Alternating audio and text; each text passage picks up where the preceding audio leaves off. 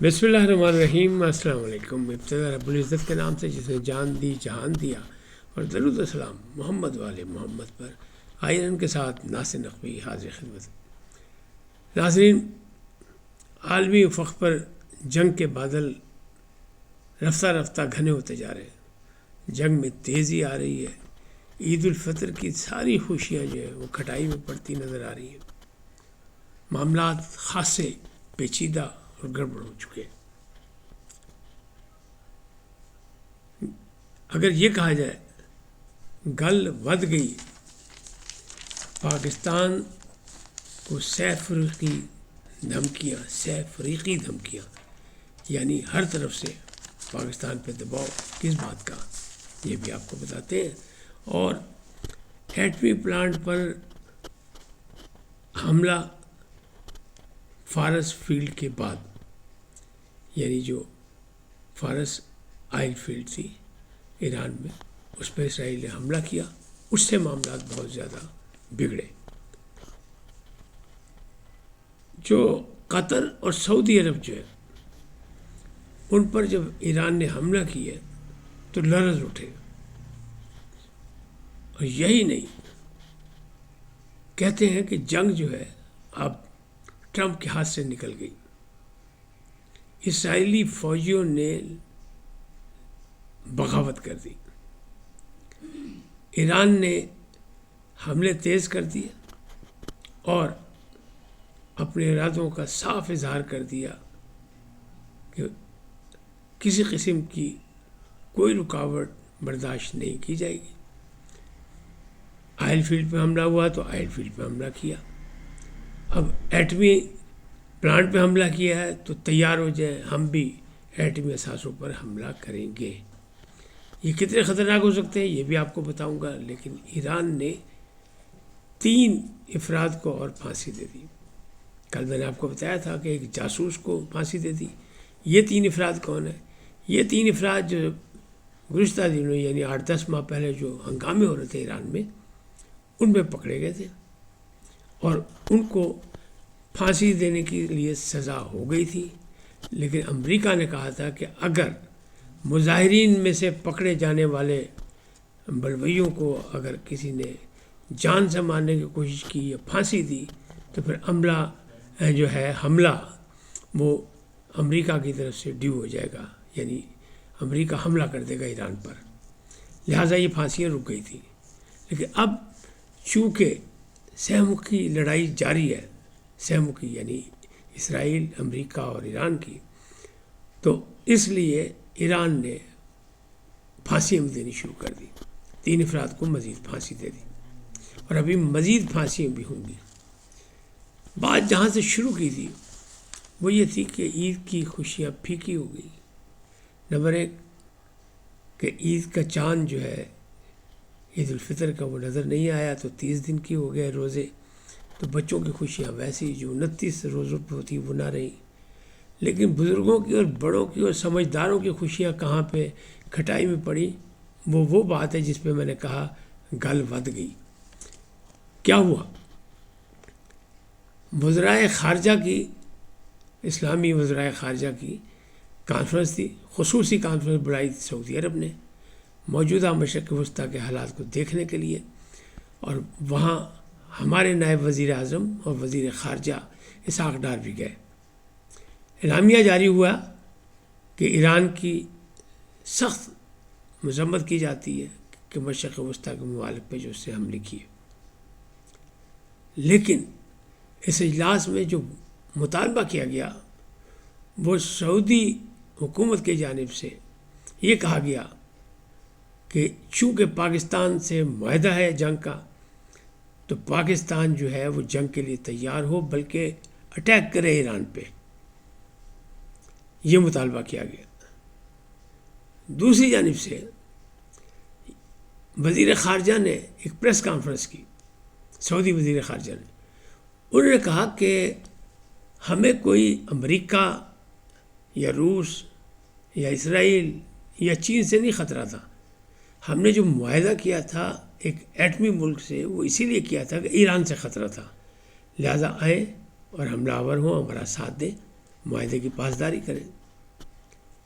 وزیر خارجہ نے فوری طور پر رد عمل میں ترکیہ دوست یعنی برادر ملک سے بات کی اور ایران سے بھی بات کی۔ ایران نے مذاکرات کے لیے آمادگی ظاہر کر دی کہ مسئلہ کسی طرح بات چیت سے حل ہو جائے، لیکن بات یہاں نہیں ختم ہوتی۔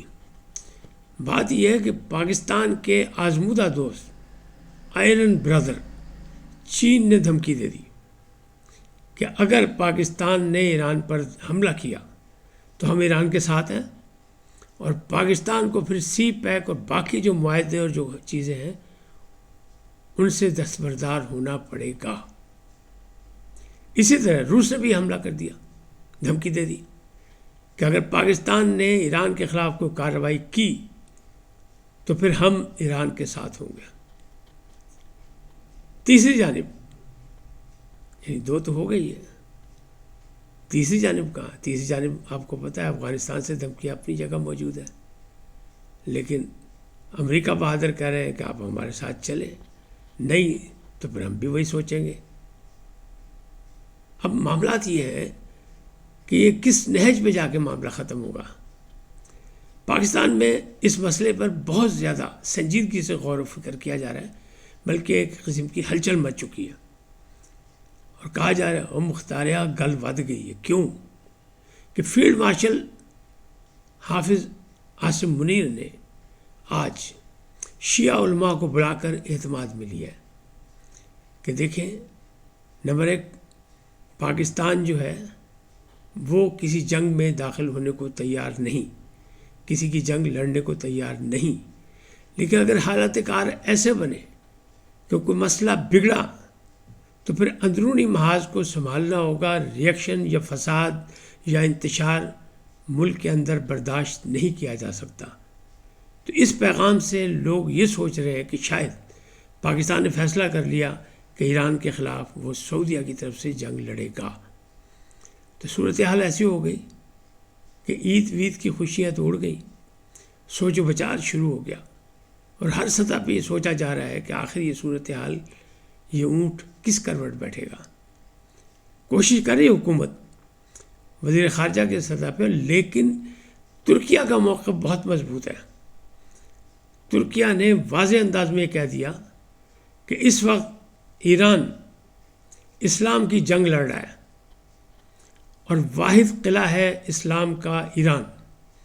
اگر ایران کو شکست ہوئی تو پھر مسلمانوں کو دنیا میں منہ چھپانے کی جگہ بھی نہیں ملے گی۔ تو ایک موقف اس کا یہ آیا ہے، لیکن دیکھنا یہ ہے کہ کیا ترکیہ جیسے دوست ملک اور پاکستان جیسے دوست ملک کی بات ایران مانے گا یا نہیں مانے گا۔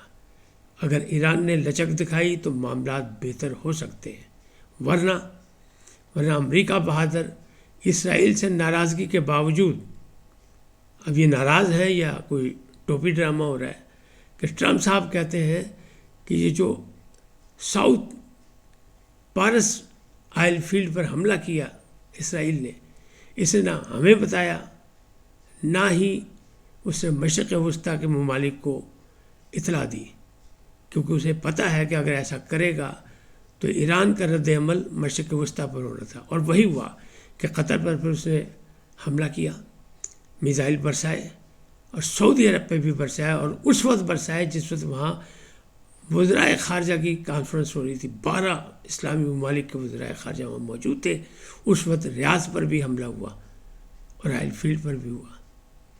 لیکن ایران یہ کہتا ہے کہ جب ہمارے ایٹمی اثاثے پر حملہ ہوگا، جبکہ یہ طے تھا کہ اس میں کوئی نہیں ہوگا، نہ آئل فیلڈ پہ اور نہ ہی ایٹمی اثاثے پہ، ایک دوسرے کا خیال رکھا جائے گا، ورنہ دنیا جنگ کے دہانے پہ آ جائے گی، دنیا برباد ہو جائے گی۔ تو پھر ایسا کیوں کیا گیا؟ آئل فیلڈ کا بدلہ اس نے لے لیا کہ اہم ترین ذخیروں پر حملہ کر دیا، ایٹمی پلانٹ پر حملہ ہوا تو وہ بچ گیا ایران کا ایٹمی پلانٹ، لیکن اگر اس نے کہا ہم حملہ کریں گے، اگر اس نے حملہ کیا اور جس طرح وہ 100 یا 50 میزائل ایک دفعہ میں حملہ کے لیے استعمال کرتا ہے تو پھر اسے روکا نہیں جا سکے گا، اور کہیں ایٹمی پلانٹ زد میں آ گیا تو تابکیری اثرات جو ہیں وہ پھر بہت بڑا جانی مالی نقصان کریں گے۔ اسرائیل لرز رہا ہے، اسرائیل کے شہروں میں آگ ہے، چاہے وہ یروشلم ہے، تل ابیب ہے، اور یہی وجہ ہے، حیفا ہے، یہی وجہ کہ اسرائیلی فوجیوں نے بغاوت کر دی، لڑنے سے انکار کر دیا۔ وہ کہتے ہیں ہمارے حفاظتی اقدامات نہیں کیے جا رہے، ہمیں بنکر تک نہیں دیے جا رہے، ہم صرف سائرن کے ساتھ جیتے ہیں اور سائرن کے ساتھ مر رہے ہیں، ایسی حالت میں ہم جنگ نہیں لڑ سکتے۔ دوسری جانب امریکہ بہادر وہ جزیرہ خارب میں، یعنی ایران کا جو اصل تیل کا جہاں ذخیرہ ہے، جہاں سے ریفائنری کیا جاتا ہے، وہاں زمینی فوج اتارنے کی بات کر رہا ہے۔ ممکن ہے یا نہیں یہ بات کی بات ہے، لیکن اس کا دعویٰ ہے کہ وہ اپنی فوج وہاں اتارے گا اور اس نے تیاری کر لی ہے۔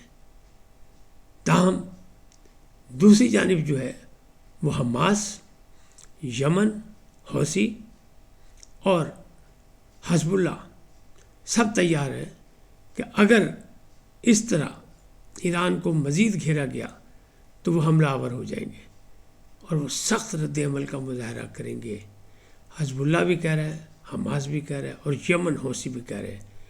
تو جنگ بڑھتی لگ رہی ہے، گھٹتی نہیں لگ رہی، اور اس میں پاکستان جو ہے وہ اسرائیلی جال میں پھنس گیا۔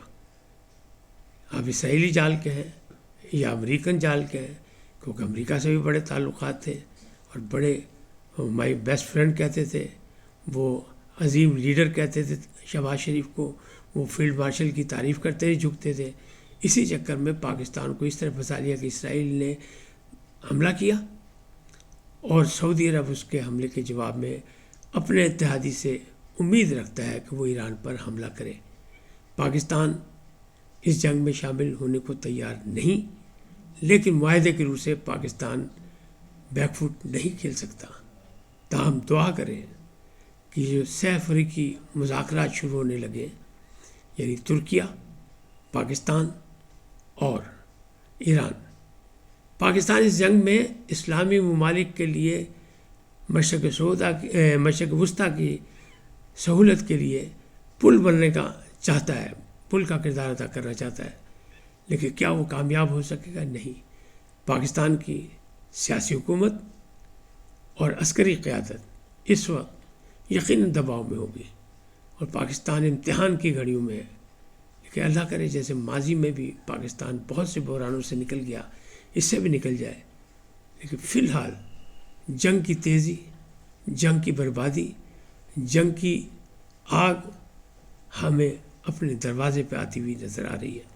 اس وقت تک اتنا ہی، پھر ملیں گے نئے موضوع کے ساتھ۔ جاتے جاتے آپ سے درخواست، آئیے ان کو سبسکرائب کریں، لائک کریں، گھنٹی کا بٹن دبانا نہ بھولیں، اور اپنی قیمتی رائے کا اظہار اپنی شخصیت کے مطابق کریں۔ سدا سلامت رہیں، اللہ نگہبان۔ لیکن پہلے پاکستان زندہ باد، پاک افواج پائندہ باد، سدا سلامت رہیں، اللہ نگہبان۔